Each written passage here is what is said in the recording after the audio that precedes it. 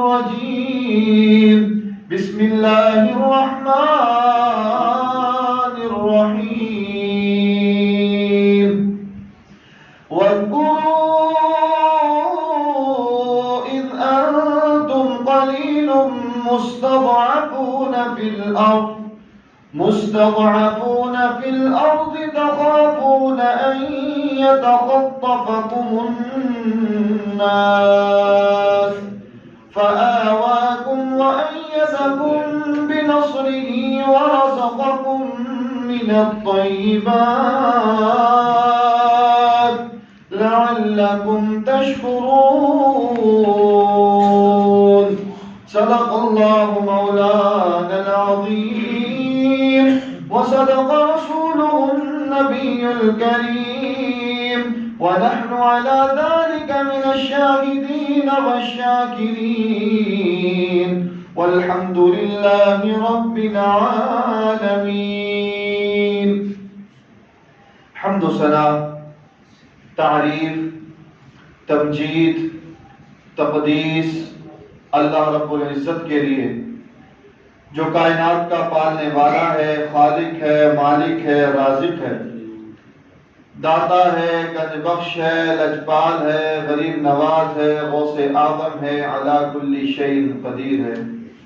درود و سلام آقا دو جہاں، امام الانبیاء، خطیب الانبیاء، امام اعظم، پیر اعظم، مرشد اعظم، رہبر اعظم، امام کائنات، نبی التوبہ، نبی الرحمہ، بشیر نذیر، سراج منیر صلی اللہ علیہ وسلم کی ذات اقدس پر ہوں. باری تعالیٰ سے دعا ہے کہ اللہ ہمارا یہاں پر آنا، بیٹھنا، سننا، سنانا اللہ تعالیٰ اپنی بارگاہ کے اندر منظور و مقبول فرمائے اور ہم سب کا ذریعہ نجات کا سبب بنے. اللہ ہم سب کو بار بار اپنے گھر کی زیارت نصیب فرمائے. آج 13 اگست ہے. کل ملک پاکستان کو بنے ہوئے 74 سال ہو جائیں گے. اہل پاکستان ہر طرف خوشیاں منانے کی تیاریوں میں مصروف ہیں. ہر پاکستانی اپنے ملک کے آزاد ہونے میں خوش ہے اور خوشیاں منا رہا ہے. خوش ہونا بھی چاہیے، لیکن یہاں ایک بات قابل غور ہے کہ کیا پاکستان اس لیے حاصل کیا گیا تھا کہ ہمیں زمین چاہیے تھی؟ یہاں یہ بات قابل غور ہے کہ کیا پاکستان اس لیے حاصل کیا گیا تھا کہ ہم نے فیکٹریاں لگانی ہیں، ہم نے کارخانے لگانے ہیں، یا ہم مالدار ہونا چاہتے تھے، یا ہمارا مقصد یہ تھا کہ ہمارے پاس بھی کھیت کھلیان ہوں، ہمارے پاس بھی حکومت آئے اور ہم بھی حکمرانی کریں؟ کیا پاکستان حاصل کرنے کا یہ مقصد تھا؟ نہیں، ایسا مقصد نہیں تھا. ہندوستان میں مسلمانوں کے پاس کھیت کھلیان بھی تھے، ہندوستان میں مسلمانوں کے پاس مال و دولت بھی تھی، ہندوستان میں مسلمانوں کے پاس فیکٹریاں بھی تھیں اور اچھی رہائشیں بھی تھیں. پھر الگ ملک حاصل کرنے کی ضرورت کیوں پیش آئی؟ الگ ملک حاصل کرنے کی کیا وجہ پیش آئی؟ اس ملک پاکستان کو بنانے کا مقصد کیا تھا؟ وہ مقصد 2 قومی نظریہ تھا. پاکستان کو بنانے کا مقصد 2 قومی نظریہ.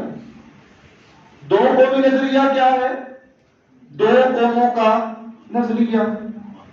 نظریہ سوچ اور فکر کا نام ہے، اور 2 قومیں، اس سے مراد 2 الگ الگ مذہب، یعنی ہندو اور مسلمان. مسلمان کا رہن سہن، مسلمانوں کا طریقہ مسلمانوں کی عبادات اور مسلمانوں کے معاملات ہندوؤں سے الگ ہیں۔ لہذا ملک پاکستان کی بنیاد اور ملک پاکستان کی اساس جو ہے وہ دو قومی نظریہ ہے کہ مسلمان اس کا رہن سہن الگ ہے، مسلمان اس کی عبادات والے معاملات وہ ہندوؤں سے الگ ہیں، مسلمان دونوں ہندو اور مسلمان ایک ملک میں اکٹھے نہیں رہ سکتے، اس وجہ سے کہ ہندو جو ہیں وہ گائے کو اپنی ماتا مانتے ہیں، گائے کو اپنا رب تسلیم کرتے ہیں، اور مسلمان گائے کو اللہ کی راہ میں قربان کرتے ہیں۔ لہذا مسلمان اور ہندو جو ہیں وہ ایک ہندوستان میں نہیں رہ سکتے، اس لیے یہ ایک تحریک چلائی گئی دو قومی نظریہ جس کی اساس تھی کہ ہم نے مسلمانوں نے ایک ملک حاصل کرنا ہے، ایک ملک بنانا ہے جس کا نام پاکستان رکھنا ہے، تاکہ ہم اس ملک میں رہ کر ہم اپنی عبادت کر سکیں، اس ملک میں رہ کر ایک اللہ کو پکار سکیں، اس ملک میں رہ کر ہم گائے کی قربانی کر سکیں، اس ملک میں رہ کر ہم اپنی مرضی سے زندگی گزار سکیں، اس ملک میں رہ کر ہم شریعت کا نفاذ کر سکیں، اس ملک میں رہ کر ہم قرآن و حدیث کی اشاعت کر سکیں، اس ملک میں رہ کر رسول اللہ صلی اللہ علیہ وسلم کے فرمان کے مطابق زندگی بسر کر سکیں اور ہمیں کوئی پرابلم اور کوئی مشکل پیش نہ آئے۔ یہ وجہ ہے۔ اور آپ سمجھتے ہیں کہ اس وقت امت مسلمہ نے ایک نعرہ لگایا کہ لے کے رہیں گے پاکستان، بن کے رہے گا پاکستان، پاکستان کا مطلب کیا؟ لا الہ الا اللہ۔ یہ نعرہ چلا اور یہ نعرہ ہر مسلمان نے لگایا اور پوری امت مسلمہ میں یہ نعرہ لگا۔ اس وقت پاکستان بنانے کا مقصد یہ نہیں تھا کہ ہم نے یہاں ڈیم بنانے، یہاں پہ سڑکیں بنانی ہیں، یہاں ہم نے فلاں کام کرنا، فلاں کام کرنا، نہیں۔ اس وقت صرف اور صرف ایک مقصد تھا، وہ یہی تھا کہ پاکستان کا مطلب کیا؟ لا الہ الا اللہ۔ لیکن افسوس آج مسلمان اس مقصد سے دور ہو چکا ہے، آج مسلمان اس مقصد سے غافل ہو چکا ہے۔ جس مقصد کے لیے ہم نے پاکستان حاصل کیا، آج ہم نے اس مقصد کو بلا دیا اور ہم نے آزادی کا مطلب کچھ اور سمجھ لیا۔ آج ہمارے نزدیک آزادی اس کو سمجھا جاتا ہے جو دین پر عمل نہ کرے، آج آزادی والا اس کو سمجھا جاتا ہے جو شریعت سے دور ہو، آج آزادی والا شخص اس کو سمجھا جاتا ہے جو مولوی نہ ہو، آج آزادی والا دنیا دار شخص وہ سمجھا جاتا ہے جس کے چہرے پر داڑھی نہ ہو۔ لیکن جب یہ ملک بنا، جب یہ ملک ماضی وجود میں آیا، اس وقت صرف اور صرف اس ملک کے بنانے کا ایک ہی مقصد تھا، وہ یہ تھا کہ پاکستان کا مطلب کیا؟ لا الہ الا اللہ۔ اور اس وقت ساری قومیں، ساری جماعتیں سب متحد تھیں، اہل حدیث، شیعہ، دیوبندی، بریلوی، سب ایک پلیٹ فارم میں تھے اور سب کا ایک ہی مقصد تھا کہ پاکستان کا مطلب کیا؟ لا الہ الا اللہ۔ بن کے رہے گا پاکستان، لے کے رہیں گے پاکستان، پاکستان کا مطلب کیا؟ لا الہ الا اللہ۔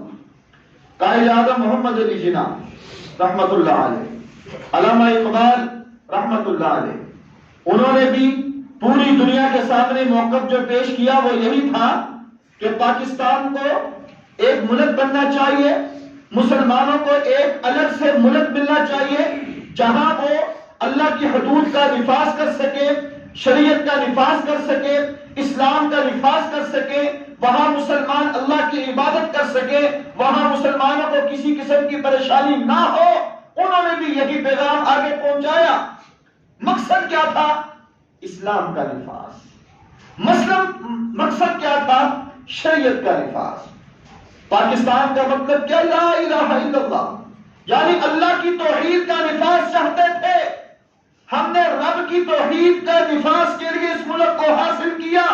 یہ مقصد تھا کہ اسلام کا نفاذ ہو، شریعت کا نفاذ ہو.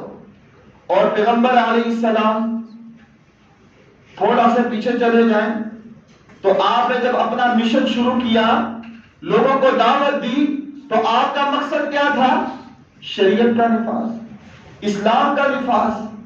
اب قرآن مجید فرقان حمید میں سورۃ الانفال 9واں پارہ آیت نمبر 26، اس کو یاد رکھیں اور اس آیت کے ترجمے کو اپنے گھروں میں جا کر پڑھیں کہ نبی علیہ السلام کی دور کی تاریخ اور پاکستان کو حاصل کرنے کی تاریخ جو ہے وہ تقریباً 95% ملتی ہے.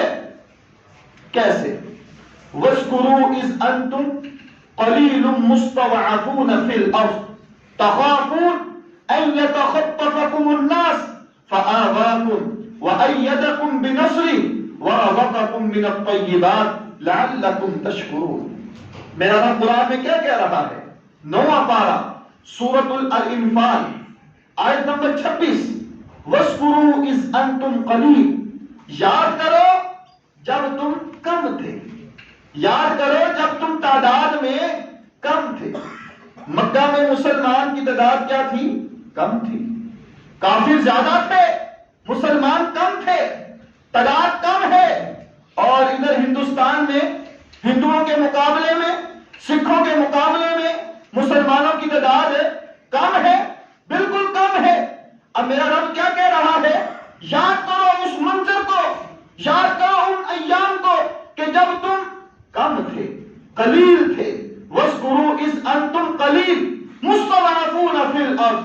تم زمین میں کمزور سمجھے جاتے تھے، لوگ تمہیں حقیر سمجھتے تھے، لوگ تمہیں کمزور سمجھتے تھے، لوگ تمہیں کچھ نہیں سمجھتے تھے. اور سمجھتے یہ مولوی ہے، یہ لبرل ہے، اور ان کو کیا پتا دنیا کیسے گزارنی ہے، ان کو کیا پتا دنیا میں کیسے رہنا ہے، ان کو کیا پتا کہ دنیا میں کیا چیز ہوتی ہے.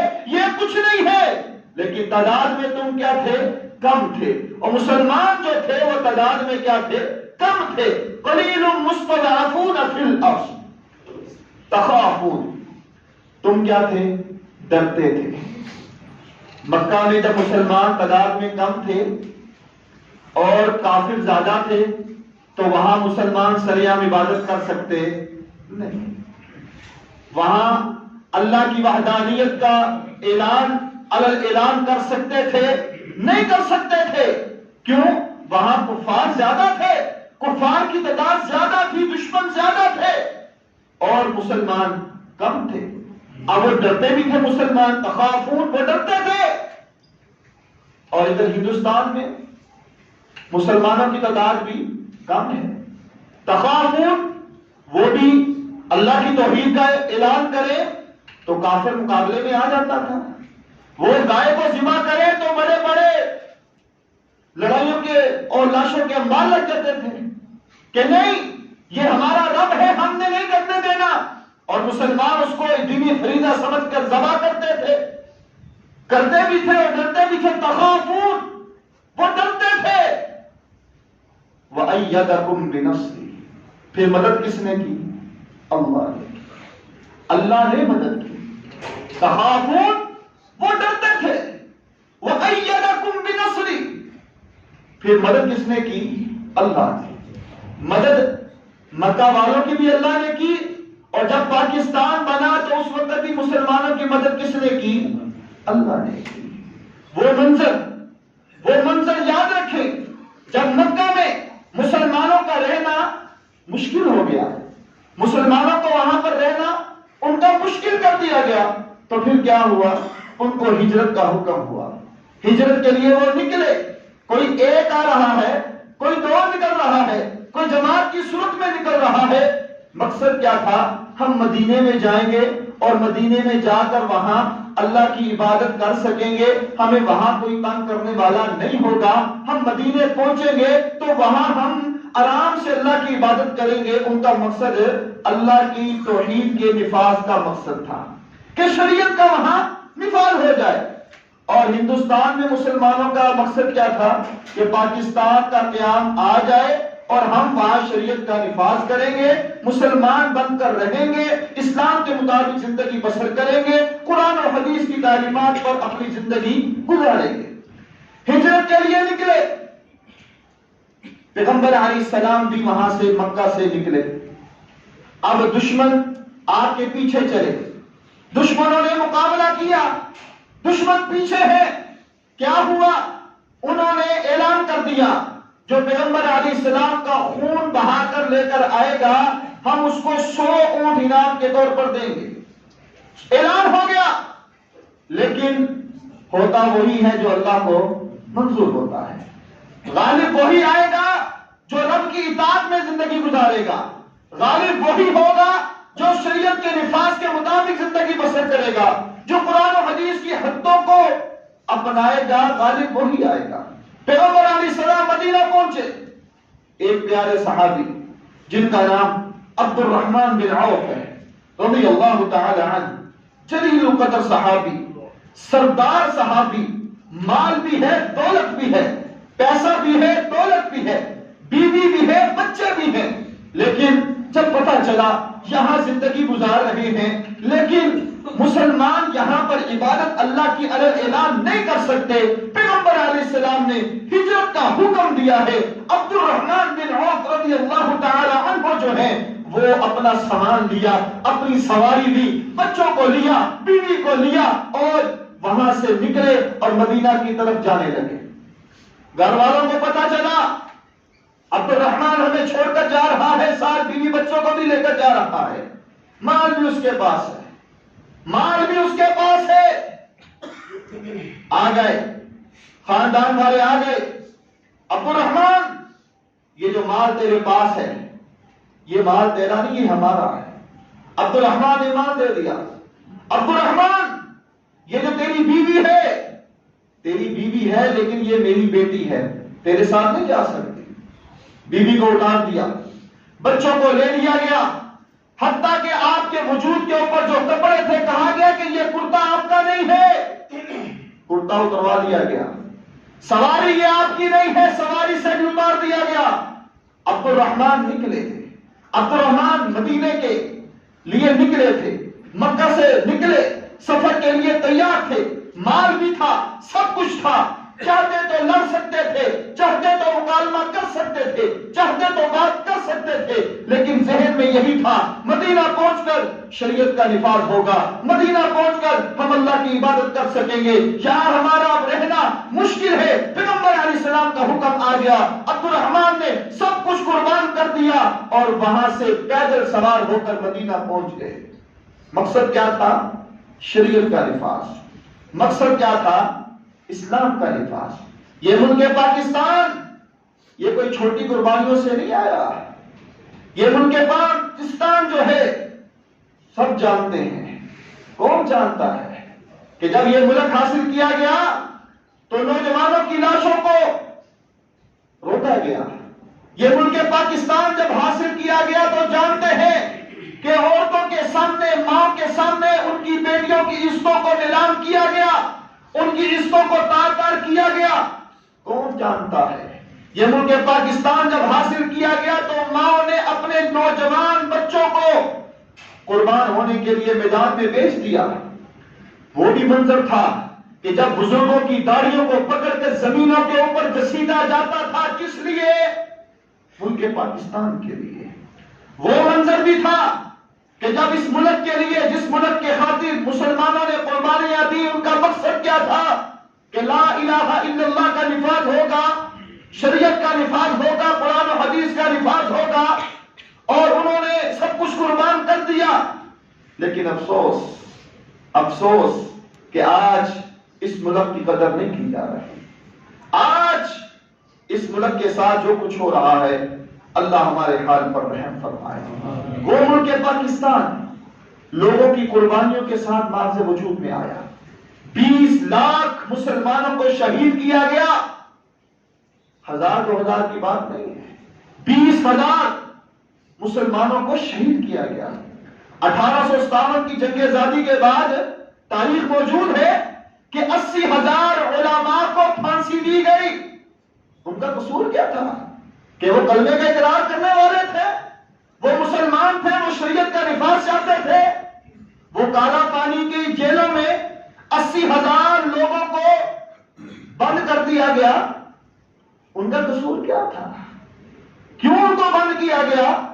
ان کا ایک ہی مقصد تھا، قربانی دینے کا مقصد یہ تھا کہ آج ملک پاکستان میں شریعت کا نفاذ ہو جائے، ملک پاکستان میں اسلام کا بول بالا، اسلام کا پرچم لہرا جائے، اور جو یہ مقصد پیش کیا جا رہا ہے، اس میں اگر مسلمان کامیاب ہو گئے تو اس سے بڑی کامیابی اور کوئی نہیں ہے۔ تخافون ان یتخطفکم الناس، وہ ڈرتے تھے ہجرت کی، پہنچے، ملک پاکستان مارد وجود میں آیا، فآواکم، وہاں سے نکلے تو ٹھکانہ کوئی نہیں تھا۔ جب مکہ سے مسلمان نکلے مدینہ کی طرف تو ٹھکانہ کوئی نہیں تھا، ساز و سامان نہیں تھا، غربت تھی، مال نہیں تھا، لیکن اللہ پر توکل اور اللہ پر بھروسہ تھا۔ وہ وہاں سے نکلے، مدینہ پہنچے، وہاں انصار نے مہاجروں کے ساتھ اچھا سلوک کیا اور ان کا ساتھ دیا، اور یہاں سے مسلمان جو تھے فآواکم، اللہ نے ان کو بھی ٹھکانہ دیا اور پاکستان مارد وجود میں آیا۔ اب کیا ہوا؟ وَرَزَقَكُم مِّنَ الطَّيِّبَاتِ وَأَيَّدَكُم بِنَصْرِهِ، اب اللہ نے پھر ان کی مدد بھی کی، فآواکم ٹھکانہ بھی دیا۔ اس کے بعد جب مدینہ میں مسلمان رہے تو پھر کیا ہوا؟ پہلا مارکہ کون سا تھا؟ بدر کا تھا، بدر کا مارکہ تھا۔ اب مسلمانوں نے لڑائی کے لیے جانا تھا، پاس کوئی بھی نہیں ہے، ساز و سامان نہیں ہے، کچھ بھی نہیں ہے، لیکن اللہ پر توکل اور اللہ پر بھروسہ تھا۔ مسلمان وہاں سے نکلے، مدینہ سے نکلے، بدر پر پہنچے، کس لیے؟ دین کے لیے، شریعت کے نفاذ کے لیے، اسلام کے لیے۔ کہاں پہنچے؟ بدر میں پہنچے، لڑائی ہوئی، وَأَيَّدَكُم بِنَصْرِهِ، اللہ نے ان کی مدد کی۔ وہ ابو جہل آیا تھا، ابو جہل نے کہا تھا کہ آج ہم سارے مسلمانوں کو مار دیں گے، اور ساتھ ناچنے والی کو بھی لے کر آیا تھا۔ کیوں؟ مقصد کیا تھا کہ آج ہم مسلمان جیتیں گے، مسلمانوں کو ہرائیں گے، اور کافر جو ہے ابو جہل اپنی کمپنی کے ساتھ جو ہے ان کا جشن منائے گا۔ اور ادھر جب پاکستان ملا، ابھی مسلمان سنبھلے بھی نہیں تھے، مسلمانوں کو اتنا پتہ بھی نہیں تھا، تو ساتھ ہی ساتھ ایک لڑائی شروع ہو گئی۔ انہوں نے بھی کہا تھا، کافروں نے بھی یہی کہا تھا کہ ہم صبح کا ناشتہ کہاں کریں گے؟ لاہور کریں گے، صبح کا ناشتہ ہم لاہور کریں گے۔ وَأَيَّدَكُم بِنَصْرِهِ، اللہ نے مسلمانوں کی مدد کی، ان کے غرور کو خاک میں ملایا، ان کی ساری چالوں کو پاش پاش کر دیا۔ مسلمانوں کی مدد میرے رب نے کی، اور مسلمانوں کو اللہ نے 65 کی جنگ میں فتح نصیب فرمائی۔ وَأَيَّدَكُم بِنَصْرِهِ وَرَزَقَكُم مِّنَ الطَّيِّبَاتِ، اور میرے اللہ نے پاکیزہ رزق دیا، پاکیزہ رزق دیا۔ کون سا ایسا پھل ہے جو وہاں نہیں پہنچتا؟ کون سی ایسی چیز ہے جو مکہ اور مدینہ نہیں پہنچتی؟ یہ ان کی دعا تھی، ربنا انی اسکنت من ذریتی بواد غیر ذی زرع عند بیتک المحرم ربنا لیقیموا الصلاة فاجعل افئدة من الناس تهوی الیہم وارزقهم من الثمرات لعلهم یشکرون۔ کون سا ایسا پھل ہے جو وہاں نہیں پہنچتا؟ اور کون سی ایسی چیز ہے جو ملک پاکستان میں موجود نہیں ہے؟ پانی کے ذخائر، گیس کے ذخائر، معدنیات کے ذخائر، کوئلہ کے ذخائر۔ پاکستان کو سونے کی چڑیا کہا جاتا ہے۔ کون سی ایسی چیز ہے جو اس ملک میں موجود نہیں ہے؟ وَرَزَقَكُم مِّنَ الطَّيِّبَاتِ، میرے اللہ نے مسلمانوں کی مدد فرمائی۔ اب جو اگلا حکم، یہاں تک سارے معاملات تقریباً برابر ہیں، سارے معاملات تاریخ تقریباً ملتی ہے۔ اب جو اگلا معاملہ ہے وہاں سے ہم پیچھے ہٹ چکے ہیں۔ جو اگلی بات ہے جو میرے رب نے قرآن میں بیان فرمائی ہے، اس کو ہم نے نہیں اپنایا۔ جب ان کو اقتدار ملا تو انہوں نے وہاں پر شریعت کا نفاذ کیا۔ اللہ نے ٹھکانہ بھی دیا، اللہ نے مدد بھی کی، اللہ نے رزق بھی دیا، تو انہوں نے شریعت کا نفاذ کیا، انہوں نے وہاں پر قرآن و سنت کی حدوں کو قائم کیا، انہوں نے اسلامی ریاست کا نفاذ کیا، انہوں نے رسول اللہ صلی اللہ علیہ وسلم کی تعلیمات کو پھیلایا، انہوں نے رسول اللہ صلی اللہ علیہ وسلم کے قوانین کو وہاں پر وضع کیا۔ لیکن آج ہمارے اس معاشرے میں، اس ملک پاکستان میں اس چیز کا فقدان ہے۔ یہاں پر شریعت کے قانون کی کوئی اہمیت نہیں ہے۔ ملک پاکستان لا الہ الا اللہ کی بنیاد پر جو حاصل کیا گیا، اب میرے اللہ نے جو مسلمانوں کی مدد فرمائی، مسلمانوں کو ٹھکانہ دیا، مسلمانوں کو نعمتوں سے نوازا، اب چاہیے تو یہ تھا کہ ہم اس ملک میں رہ کر شریعت کا نفاذ کرتے، چاہیے تو یہ تھا کہ ہم اس ملک میں رہ کر قرآن و سنت کے مطابق زندگی بسر کرتے، نہیں۔ لعلکم تشکرون، یہ بات جو ہمارا رب ہم سے چاہتا تھا کہ ہم اللہ کا شکر ادا کرتے، ہم اللہ کا شکر ادا کرتے، ہم رسول اللہ صلی اللہ علیہ وسلم کی تعلیمات کے مطابق زندگی بسر کرتے، یہ اصل معاملہ تھا۔ لیکن آج افسوس، آج ہمارا معاملہ بگڑ چکا ہے، آج ہم پھر اسی راہ پر چلنا چاہتے ہیں جس سے آزاد ہو کر ہم نے اس ملک کو حاصل کیا ہے۔ آج ملک پاکستان میں رہ کر ہمارے طور طریقے، ہمارا رہنا سہنا، اٹھنا بیٹھنا جو ہے وہ ہندوانہ ہی ہے۔ ہمارا مزاج، ہماری رسم و رواج، ہماری ثقافت، ہماری تہذیب، ہماری تمدن جو ہے وہ ان سے ملتی ہے۔ یہ ملک پاکستان جو اللہ کی ایک بہت بڑی نعمت ہے، جو اللہ نے ہمیں عطا کی ہے، ہمیں چاہیے تھا کہ ہم اس کا شکر ادا کریں، لیکن ایسی بات نہیں ہے۔ اللہ کے نبی صلی اللہ علیہ وسلم جب مدینہ میں پہنچے نا، تو یہودیوں نے روزہ رکھا ہوا تھا۔ اللہ کے نبی صلی اللہ علیہ وسلم نے پوچھا، تم روزہ کیوں رکھ رہے ہو؟ کہا آپ کو نہیں پتا آج 10 محرم ہے، ہم نے روزہ رکھا ہوا ہے۔ کہا 10 محرم میں روزہ کیوں رکھا؟ کہا آج کے دن اللہ نے موسیٰ علیہ السلام اور ان کے ساتھیوں کو نجات دی تھی، لہذا ہم شکرانے کے طور پر روزہ رکھ رہے ہیں۔ کون رکھ رہا ہے؟ یہودی رکھ رہے ہیں۔ کہاں رکھ رہے ہیں؟ مدینہ میں رکھ رہے ہیں۔ اور آج کا مسلمان خوشی کے موقع پر کیا کر رہا ہے؟ ہم کس دور پر جا رہے ہیں؟ ہمارا شمار کن لوگوں پر ہے؟ رسول اللہ صلی اللہ علیہ وسلم نے کیا کہا تھا کہ ہم تو پھر زیادہ حق رکھتے ہیں، کیونکہ موسیٰ تو میرے بھائی ہیں، لہذا آپ نے اعلان کیا کہ ہم بھی روزہ رکھیں گے۔ اب ہم نے اپنا جائزہ لینا ہے۔ اللہ نے ہمیں خوشی دی، سال بعد یہ دن آتا ہے، ہمارا کیا دن کا منانے کا انداز ہے کہ ہم نے باجوں کا اہتمام کرنا ہے، ہم نے جو ہے وہ ریلیاں نکالنی ہے، موٹر سائیکل کے سلنسروں کو نکالنا ہے تاکہ آواز اور گونج پیدا ہو، اور سڑکوں پہ نکل کر ہم نے ہلڑ بازی کرنی ہے۔ یہ ہمارے شکرانے کا انداز ہے، یہ ہم اللہ کے ساتھ شکریہ ادا کر رہے ہیں، ہم اللہ کی نعمتوں کا اس انداز کے ساتھ شکریہ ادا کر رہے ہیں۔ نہیں، شریعت اس چیز کی اجازت نہیں دیتی۔ پاکستان کا جو مطلب، اللہ اگر ہمیں کوئی نعمت سے نوازے تو ہمیں اس کا شکریہ ادا کرنا چاہیے۔ رب ہمیں کوئی چیز عطا کرے تو اس مالک کا شکریہ ادا کرنا چاہیے۔ لیکن آج ہم یہ کرتے ہیں کہ بڑے اہتمام کے ساتھ گاڑیوں میں تیار ہو کر نکلتے ہیں اور جشن منانے کے لیے باہر چلے جاتے ہیں، اور وہی بے غیرت باپ جو ہے وہ اپنی بیٹی کو بٹھا کر دکان پر غیر محرم کے ساتھ لے جاتا ہے اس کے پاس، اور وہ بیٹی جو ہے اپنی گال یا اپنی جسم کے اوپر جو ہے وہ جشن آزادی کا جھنڈا بنوا رہی ہوتی ہے، اور یہ ہمارا جو ہے کردار مسلمانوں کا رہ چکا ہے۔ میرے بھائیوں، لعلکم تشکرون، اگر رب نے کوئی نعمت سے نوازا ہے تو اس کا شکریہ ادا کرو۔ شکریہ ادا اس طرح نہیں کرنا جس طرح ہم کر رہے ہیں، جو ہمارا مزاج بن چکا ہے کہ ہم باہر نکلیں اور ریلیاں نکالیں اور گانوں کا اہتمام، محفلوں کا اہتمام، اور کچھ اس ملک میں ہو رہا ہے جو اس منبر پر بیان نہیں کیا جا سکتا۔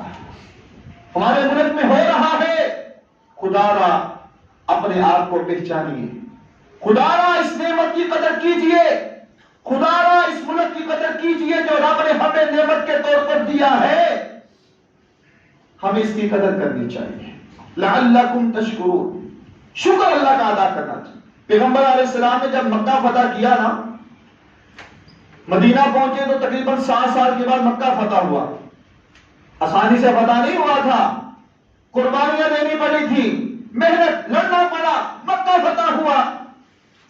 اب جب مکہ فتح ہوا، علی رضی اللہ تعالی عنہ کہتے ہیں کہ میں نے اللہ کے نبی صلی اللہ علیہ وسلم کو ام ہانی کے گھر میں پایا. ام ہانی رضی اللہ تعالی عنہ کے گھر میں ہیں. اللہ کے نبی صلی اللہ علیہ وسلم نماز پڑھ رہے ہیں. میں نے دیکھا آپ نے 2 رکعت پڑھی، سلام پھیر دیا. آپ پھر کھڑے ہوئے 2 رکعت پڑھی، سلام پھیر دیا. پھر کھڑے ہوئے 2 رکعت پڑھی، سلام پھیر دیا. حتیٰ کہ آپ نے 8 رکعت کو پڑھا. میں نے کہا یا رسول اللہ صلی اللہ علیہ وسلم آپ کیا کر رہے ہیں؟ کہ علی میں اللہ کا شکریہ ادا کر رہا ہوں. علی میں تو رب کا شکریہ ادا کر رہا ہوں جس نے آج ہمیں فتح نصیب فرمائی ہے، آج جس نے ہمیں اس فتح سے ہمکنار کیا ہے. جس علاقے سے ہم نکالے گئے تھے آج اللہ نے ہمیں فاتح بنا کر بھیجا ہے. میں اس رب کا شکریہ ادا کر رہا ہوں.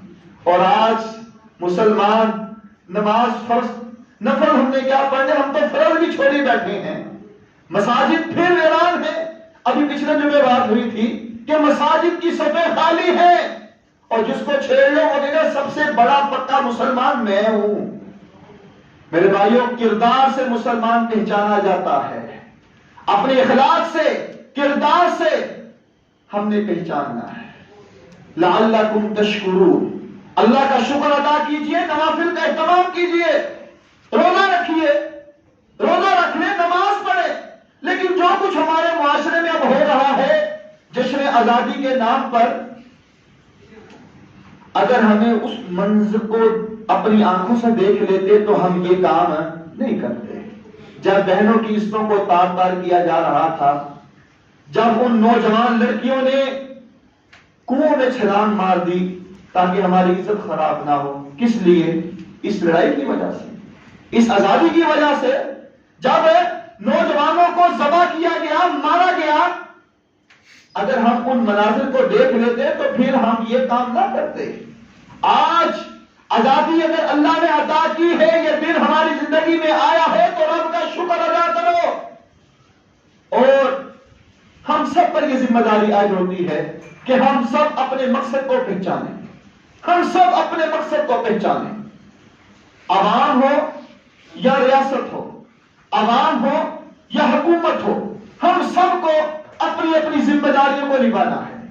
ہم سب اگر اپنی ذمہ داریوں کو نبھائیں گے تو پھر کامیاب ہوں گے، اگر نہیں تو پھر یقین جانیے کہ ہمارے لیے خسارہ ہی خسارہ ہے. خدا را اپنی زندگیوں کی طرف دیکھیے. یہ دن ہر سال آتا ہے، شریعت نے کچھ باتیں ہمیں بتلائی ہیں، اس کے مطابق ہم نے عمل کرنا ہے. شریعت نے یہ نہیں کہا کہ 14 اگست کو آپ باہر نکلو اور باجا پکڑ لو اور لوگوں کا جینا حرام کر دو، آپ باہر نکلو، ریلیاں نکالو، آپ باہر نکلو اور فلاں جگہ پر چلے جاؤ. نہیں، بلکہ شکر اللہ کا ادا کرو. کون ہے جو اس دن روزہ رکھتا ہے؟ کون ہے جو اس دن نوافل کا اہتمام کرتا ہے؟ کون ہے جو اس دن ان لوگوں کے لیے ہاتھ اٹھا کر دعائیں کرتا ہے؟ کون ہے جو اس دن ہاتھ اٹھا کر ان بہنوں کے لیے دعائیں کرتا ہے جنہوں نے قربانیاں دی؟ کون ہے جو اس دن کے ماں کے لیے دعائیں کرتا ہے، بزرگوں کے لیے دعائیں کرتا ہے جنہوں نے قربانیاں دی؟ اس طرف کوئی نہیں آتا، بس سب کو ہلڑ گلی کی پڑی ہوئی ہے. خدا را اس مقصد کو اور اپنی ذمہ داری کو پہچانیں. اور حکومت کی، ریاست کی ذمہ داری کیا ہے؟ الذین ان مکناہم فی الارض اقاموا الصلاۃ وآتوا الزکاۃ وامروا بالمعروف ونہوا عن المنکر وللہ عاقبۃ الامور. ہماری ذمہ داری کیا ہے؟ کہ ہمیں اللہ کا شکر ادا کریں. ہماری ذمہ داری کیا ہے؟ کہ ہم نے شریعت کے مطابق زندگی بسر کریں. ہماری ذمہ داری کیا ہے؟ کہ ہم نے یہ ملک لا الہ الا اللہ کے بنیاد پر حاصل کیا، اب ہم نے اس کے تقاضوں کو پورا کرنا ہے، ہم نے اس کے مطابق زندگی بسر کرنی ہے. اور جو حکومت میں ہیں، جو ریاست میں ہیں، ان کی ذمہ داری کیا ہے؟ وہ میرے رب نے قرآن مجید میں بیان فرما دی ہے. 4 چیزیں ہیں. الذین ان مکناہم فی الارض اقاموا الصلاۃ وآتوا الزکاۃ وامروا بالمعروف ونہوا عن المنکر. اللہ اگر کسی انسان کو زمین کی بادشاہت عطا فرما دے تو اس کو پہلا کام کیا کرنا ہے؟ اقاموا الصلاۃ، نماز کی پابندی کروانی. نماز کی پابندی، نماز کو قائم کروانا ہے، یہ ذمہ داری ہے. ہمیں چاہیے کہ ہم نماز پڑھیں، ہمیں چاہیے کہ ہم نماز کا اہتمام کریں. اور ریاست کی حکومت کی ذمہ داری بنتی ہے کہ وہ لوگوں کو تلقین کرے، لوگوں کو نماز کی طرف بلائے، اہتمام کروائے. مثال کے طور پر ایک بات بیان کرنا چاہتا ہوں. یہ کرونا آیا ہے، وبا آئی ہے. اس کرونا کی وجہ سے مار پیٹوں کے ٹائم جو ہے وہ کم ہو سکتے ہیں. حکومت کروا سکتی ہے، ڈنڈے کے طور پر کروا سکتی ہے. مار پیٹ اتنے بجے بند ہوگی، اب لوگ کرتے بھی ہیں. اب عید کا سیزن پیچھے گزرا، دکان بند کرنا بڑا مشکل کام ہے. حکومت نے دکانوں کو بند کروایا. پیچھے اس عید کو چھوڑ دیں، پیچھے چلے جائیں، حکومت نے عید کے دنوں میں بھی دکانوں کو بند کروایا. اب ریاست کی یہ ذمہ داری بنتی ہے کہ اگر وہ دکانوں کو اس طرح بند کروا سکتے ہیں تو نمازوں کے لیے بھی دکانوں کو بند کروایا جا سکتا ہے. دکانوں کو بھی بند کروایا جا سکتا ہے نمازوں کے لیے. لیکن یہ ذمہ داری کس کی ہے؟ ریاست کی ہے. حکومت، قانون ایسا بننا چاہیے. اقاموا الصلاۃ، لوگوں کو تلقین کرنی چاہیے، لوگوں کو کہنا چاہیے کہ نماز پڑھنی ہے. اور دوسرا وآتوا الزکاۃ، زکوٰۃ کا نظام نافذ ہونا چاہیے. زکوٰۃ کا نظام اس ملک میں آنا چاہیے. اگر ہر مسلمان زکوٰۃ ادا کرے گا جو نصاب پر پہنچتا ہے، ملک میں غربت کا خاتمہ ہوگا. اگر یہاں نیب حرکت میں آ سکتی ہے، بڑے بڑے مگر مچھوں کو پکڑ کر عدالتوں میں گھسیٹ سکتی ہے، اگر نیب یہ کر سکتی ہے، اگر ایف آئی اے والے یہ سب کچھ کر سکتے ہیں، تو کیا اس ملک میں زکوٰۃ کا نظام متعارف نہیں ہو سکتا؟ بالکل ہو سکتا ہے. ریاست کی ذمہ داری ہے الذین ان مکناہم فی الارض اقاموا الصلاۃ وآتوا الزکاۃ. دوسری ذمہ داری ہے کہ زکوٰۃ کا نفاذ ہو، زکوٰۃ کا سسٹم متعارف کروایا جائے، کیونکہ اس کے بغیر مسئلے کا حل نہیں نکلتا، اس کے بغیر غربت کا خاتمہ نہیں ہو سکتا. اور تیسرا حکم ہمیں کیا ملا؟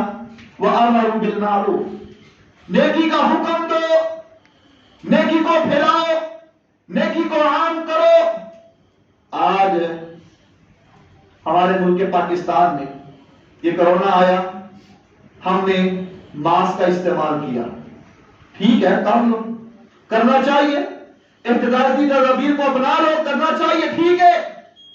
تمہاری بیٹی، تمہاری بیوی بغیر پردے کے باہر نکلے، بے حیا باہر جائے، شریعت نے حکم دیا امروا بالمعروف. ہاتھ میں وقت کی ذمہ داری ہے، ریاست کی ذمہ داری ہے کہ پردہ کروایا جائے. اس باپ کی ذمہ داری ہے کہ وہ اپنی بیٹی کو پردہ کروائے. اس خاوند کی ذمہ داری ہے کہ وہ اپنی بیوی کو پردہ کروائے. اس بھائی کی ذمہ داری ہے کہ وہ اپنی بہن کو پردہ کروائے.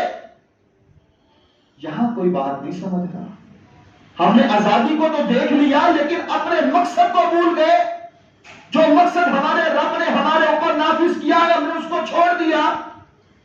نیکی کا حکم دینا ہماری اوپر ذمہ داری ہے. وَنَهَوْا عَنِ الْمُنْكَرِ، اور برائی سے لوگوں کو روکنا ہے کہ رک جاؤ، برائی سے روکنا ہے. یہ چار ذمہ داریاں میرے رب نے قرآن میں ان لوگوں کے لیے بیان فرمائی ہیں. چار چیزیں کہ جن کے پاس عہدہ ہے، جن کے پاس عہدہ ہے، جو حکومت میں ہیں، جو ریاست کے کسی عہدے میں فائز ہیں، ان پر یہ ذمہ داری عائد ہوتی ہے کہ ان چار چیزوں کو ملک میں، زمین میں جہاں ان کی سلطنت اور حکمرانی ہے، اس ملک کے اندر ان چار چیزوں کا نفاذ کریں گے تو پھر کامیابی ہوگی، وگرنہ پھر ہم خسارے میں نہیں. لعلکم تشکرون، اگر ہمیں چاہیے کہ اللہ ہم سے راضی ہو جائے، اگر ہم چاہتے ہیں کہ ہمارا رب ہمارے اوپر رحمتوں کا نزول فرمائے، تو پھر ہمیں چاہیے کہ ہمیں اللہ کا شکر ادا کرنا چاہیے اور ان نعمتوں کو یاد رکھنا چاہیے اور اور اللہ کا شکر ادا کرنا چاہیے، اور ان مواقع میں ان لوگوں کو یاد رکھنا چاہیے کہ جن کی قربانیوں کی وجہ سے یہ ملک مارز وجود میں آیا، ان لوگوں کے لیے دعا کرنی چاہیے، ہاتھوں کو اٹھا کر ان کو دعاؤں میں یاد رکھیں، ان کی مغفرت کے لیے دعا کریں، بخشش کے لیے دعا کریں کہ اللہ تھے تو وہ تیرے بندے، ان سے بھی گناہ ہوئے ہوں گے، ان سے بھی غلطیاں ہوئی ہوں گی، اللہ تو ان کو بھی معاف فرما، اللہ تو ہمیں بھی معاف فرما۔ ان چیزوں کا اہتمام کیجئے، بجائے کہ اپنی اولاد کو موٹر سائیکل پر بٹھائیں، گاڑی میں بٹھائیں اور ساتھ لے کر سڑکوں پر نکل آئیں۔ شریعت اس چیز کی اجازت نہیں دیتی۔ خوشی منائیے لیکن اس دائرے میں رہ کر جس دائرے میں شریعت نے ہمیں حکم دیا ہے، اسی میں ہماری کامیابی ہے، اسی میں ہماری کامرانی ہے۔ اللہ ہمیں اس ملک کی قدر کرنے کی توفیق عطا فرمائے، اللہ اس ملک کے دشمنوں کو پاش پاش فرما دے، اللہ اس ملک کا جو بھی خیر ہوا ہے اللہ اس کو سلامت رکھے، اور اللہ اس ملک کا جو بھی دشمن ہے اللہ اس کو تباہ و برباد فرما دے۔